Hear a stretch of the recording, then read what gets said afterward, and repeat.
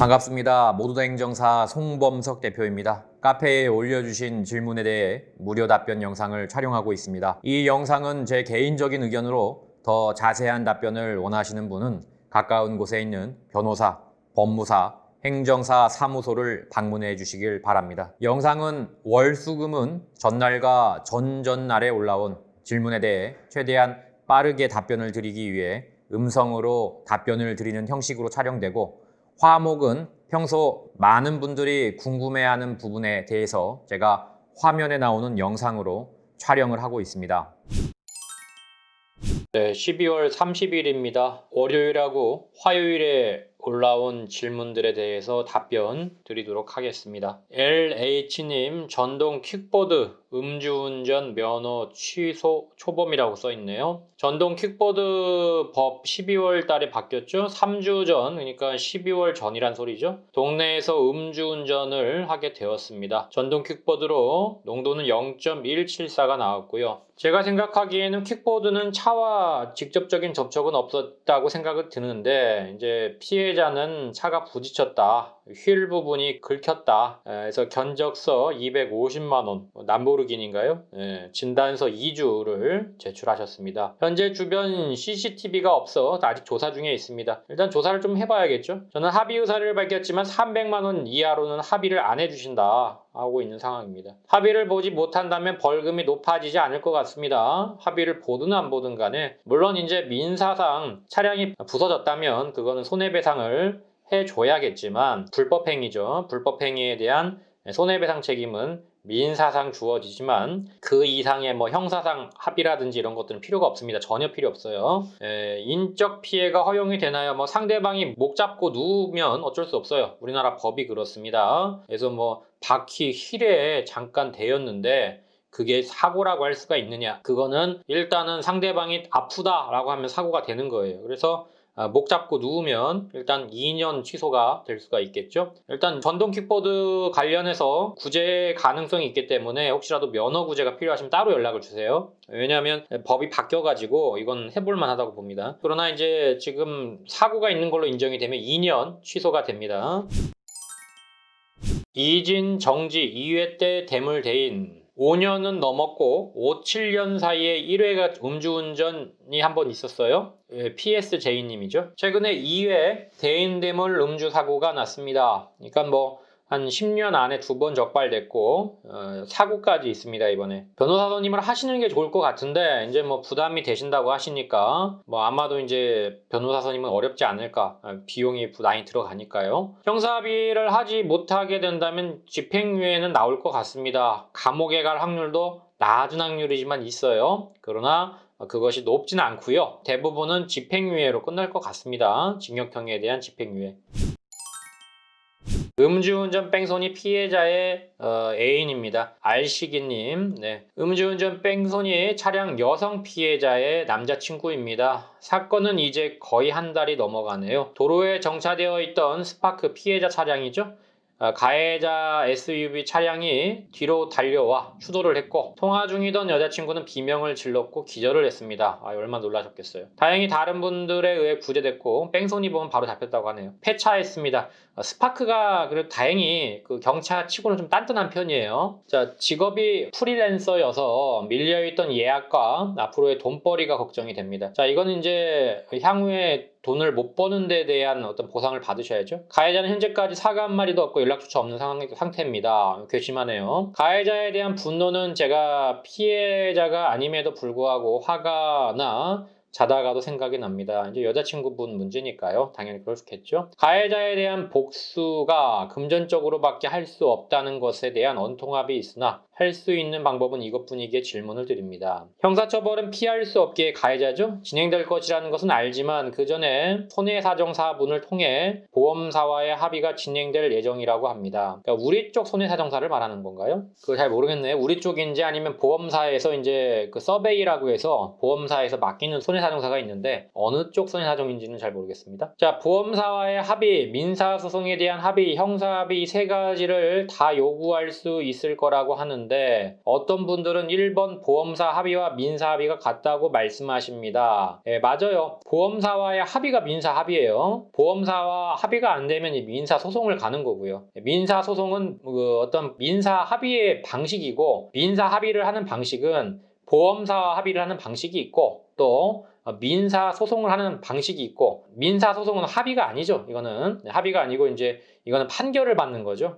판사의 결정을 받는 거죠. 합의가 안 됐기 때문에 소송을 가는 겁니다. 합의가 됐으면 소송을 안 가겠죠. 합의를 보는 방법에서 민사 합의를 보는 방법이 몇 가지 있는데, 일단 가해자와 피해자가 직접 보는 방법, 그리고 가해자와 피해자가 직접 보지 않고 가해자 보험사와 피해자가 보는 방법이 있고요. 자, 근데 이 합의가 안 돼. 그러면 이제 그때 소송 가야 돼요. 소송을 가든지 아니면 중재 신청을 해야 되는데, 자, 중재라고 하는 것은 국가기관이라고 하는 사법기관이 아니고 행정기관이 있어요. 금융감독원이라든지 이런 데 중재 신청원이 있거든요. 여기다가 우리가 해결이 안 되니까 니들이 그 중재를 해줘 라고 해서, 우리가 흔히 아는 이제 소보원이라고 하죠. 소비자 보호원 같은데, 이게 이제 중재원이거든요. 준 국가기관이기 때문에 소보원 같은데, 아니면 금융감독원이 이제 그 산하기관이 있거든요. 그래서 이런 식으로 이제 거기에다가 보험 관련 이 중재 신청을 합니다. 거기서 조정이 될 수가 있고요. 조정이라고 하는 건 당사자가 안 되기 때문에 제3자가 개입을 하는 거고, 자, 이것도 안 된다 그러면 이제 행정기관이 아니고 이때는 사법기관을 가는 거예요. 판결을 받는 겁니다. 판사님 앞에 가서 받는 건데, 자, 이것도 근데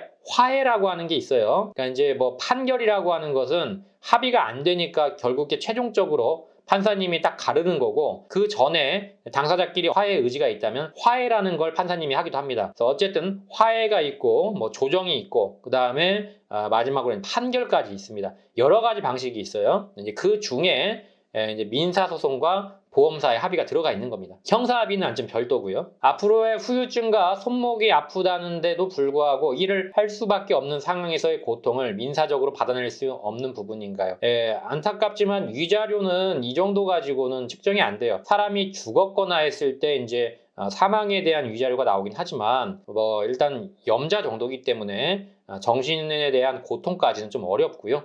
이제 일을 못하는 부분에 대한 비용들은 받을 수가 있겠죠. 그리고 알시기님께서 화가 날 수도 있어요. 저희 카페가 아무래도 가해자들 위주로 많이 커뮤니티가 이루어지고 있는데, 그러나 이제 저는 중립적인 입장에서 다 하려고 그래요. 피해자든 가해자든 관계없이 물어보시는 분들은 저희 의뢰인이다 생각하고 답변을 드리고 있으니까 뭐 여기에 대해서 화가 나실 필요는 없어요. 왜냐하면 저분들이 묻고 답하는 것도 화는 나겠지만 어쨌든 이제 피해갈 궁리를 한다면 그건 나쁜 거겠죠. 그러나 이제 어떻게든 합의를 하려고 하는 분들도 있고, 다만 반대 입장도 있으니까 물론 이제 뭐 피해갈 궁리를 한다 이런 분들은 제가 어떤 상담 자체를 안 해드립니다. 이제 그런 경우는 거의 없고, 피해자 자체에 대한 부분이 너무 과하게 요구하는 분들이 꽤 많아요. 생각보다 이제 그런 분들이 있기 때문에 그런 부분에 대해서 도움을 드리고 있는 거지, 뭐 이제 범죄자 집단이 여기서 뭐 피해갈 궁리를 한다 이거는 조금 과한 말씀이신 것 같습니다. 저는 피해자분들에 대해서 도움을 많이 드리고 있기 때문에 그런 부분은 아닌 것 같아요. 네.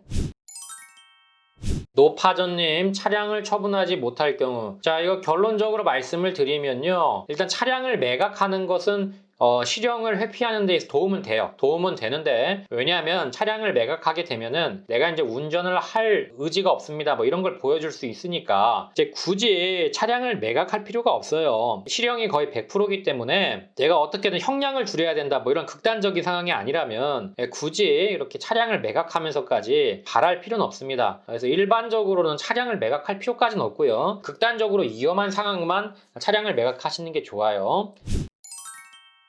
자, 여기도 이제 인생이네님은 이제 뺑소니 피해자시죠. 아이들이 다쳤어요. 저도 쭉 읽어봤는데, 쭉 보니까 이제 아이들을 어떤 그 일본차 중형 세단이 부딪혀서 이제 아이들이 갑자기 자리에 주저앉았고 절뚝거리면서 인도로 올라 주저앉았다 그래요. 가해자는 계속 이제 연락이 안 되다가 이제 연락이 돼서 뭐 이제 합의에 대한 얘기도 없고 그냥 성의 표시는 하겠다. 50만 원 주겠다 이렇게 얘기를 하는데, 사실은 이제 이런 상황이면 뭐 민식이법도 있고 하기 때문에, 물론 이게 스쿨존에서 일어난 것 같지는 모르겠어요. 스쿨존인지는 아닌지 모르겠는데 어쨌든 여러 가지 정황을 봤을 때 어떤 처벌 자체가 좀 셀 거예요. 이게 벌금으로 끝나지 않을 수도 있습니다. 그래서 이 경우에는 사실 가해자가 좀 문제가 있다고 봐요. 제가 봐도. 물론 이제 피해자 글만 읽어볼 수는 없고 가해자 얘기도 들어봐야겠지만 피해자님 얘기만 듣고 봤을 때에는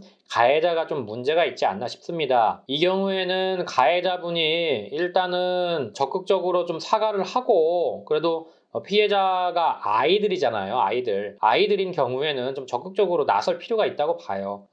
아무래도 이제 약자잖아요. 약자를 쳤으면 거기에 대한 사과를 좀 진정성 있게 하는 게 기본적인 어떤 도의에 맞지 않나 싶은데, 일단은 괘씸하다라고 이제 이 어머님께서 쓰셨는데, 이런 경우라면은 결국에는 피해자가 할 수 있는 건 거의 없기 때문에 사실상 이제 진정서라든지 또 이제 합의를 보지 않는 어떤 방법으로 가해자의 처벌을 엄중하게 할 수는 있겠죠. 그래서 만약에 조금 괘씸하다 생각이 든다면 가해자에 대한 진정서를 좀 집어넣음으로써 가해자의 처벌을 조금 더 중하게 할 가능성은 있을 것 같습니다. 가해자는 좀 문제가 있습니다. 이거는.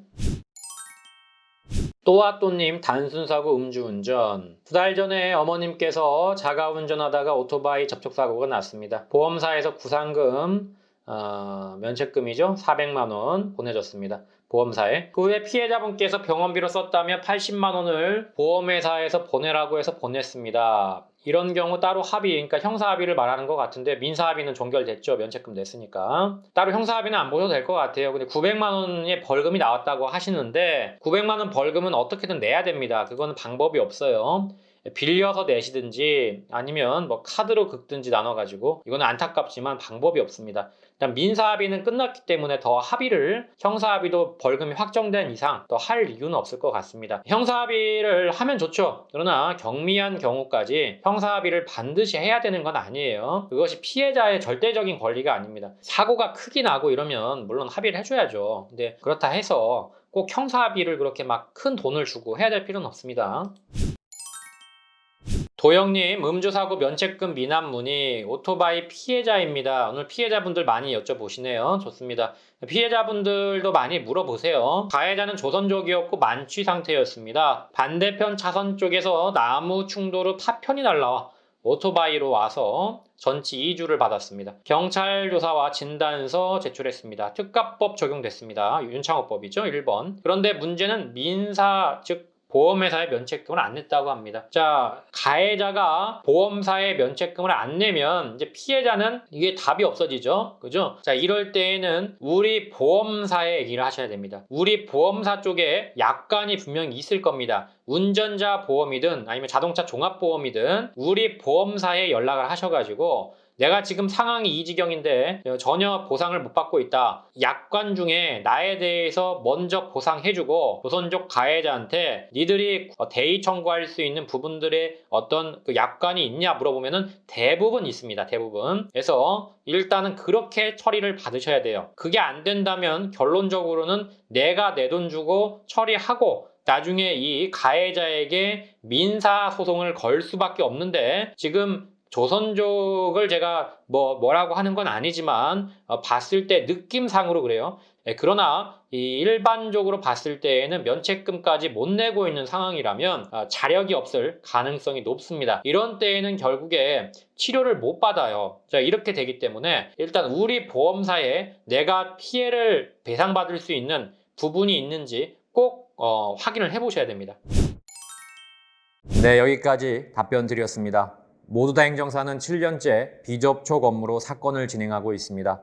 모든 업무가 서류 작성만으로 가능하기 때문이며 카카오톡과 전화로 소통하고 있습니다.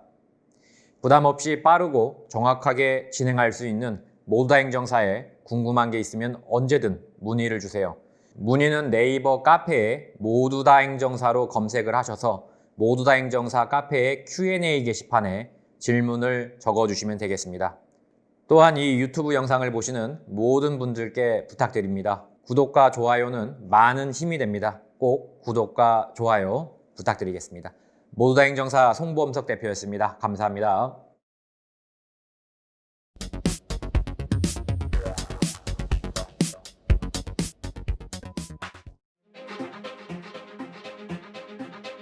모두 다 감옥 보낼 수는 없는 거 아닙니까? 이 중에서 경중을 따져서 억울하거나 또는 경미하신 분들은 한 번 더 기회를 줘야 되지 않을까요? 음주운전은 절대로 해서는 안 되는 행동입니다. 마땅히 처벌을 받아야 할 죄입니다.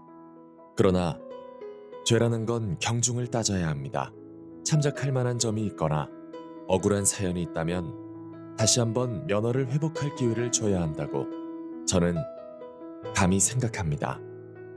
다시 모두를 소중한 우리 이웃으로 저는 모두 다 행정사입니다.